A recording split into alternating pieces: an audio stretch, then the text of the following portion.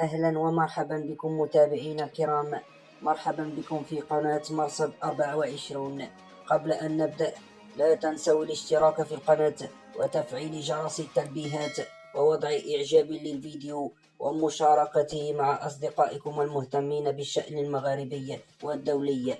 خبر عاجل: المنتخب المغربي يفجر المفاجأة ويفوز على باراغواي بنتيجة 2-1 في مباراة نارية.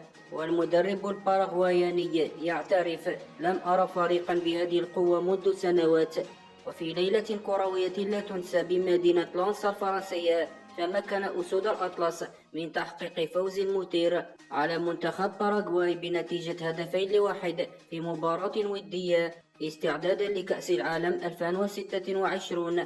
هذا الانتصار لم يكن عاديا، بل كان بمثابة إعلان رسمي أن المغرب قادم بقوة ليهز العالم.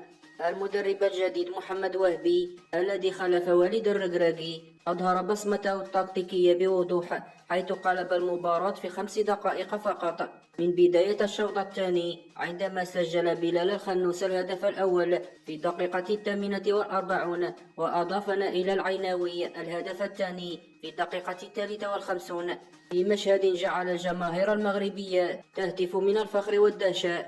مدرب باراغواي خرج بعد المباراة وهو مذهول، وقال في تصريح ناري: لم أرى فريقا بهذه السرعة والانضباط منذ سنوات. المغرب يملك لاعبين من طراز عالمي، وأي منتخب سيواجههم في كأس العالم سيعاني كثيرا. أما المدرب المغربي محمد وهبي فقال بثقة كبيرة: هذا مجرد بداية، نحن نبني فريقا لا يخاف أحدا، والمغرب سيكون رقما صعبا في المونديال.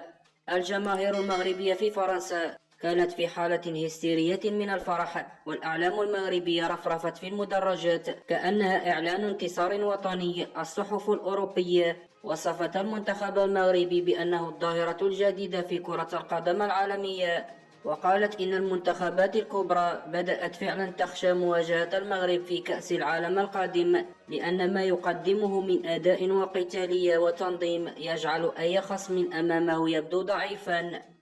اليوم المغرب لا يملك فقط فريقا قويا، بل روحا قتالية لا تقهر، وكل من سيواجه في المونديال عليه أن يستعد للطريحة الكروية بمعناها الكامل، من بلال الخنوس إلى نائل العيناوي، ومن حكيمي إلى بونو. كل لاعب أصبح رمزا للفخر الوطني، والمغاربة في الداخل والخارج يعيشون لحظة مجد حقيقية. هل تعتقدون أن المنتخب المغربي قادر على الوصول إلى نصف نهائي كأس العالم 2026؟ اكتبوا لنا رأيكم في التعليقات، ولا تنسوا دعمنا بالإعجاب والاشتراك ومشاركة الفيديو حتى يصلكم كل جديد أولا بأول.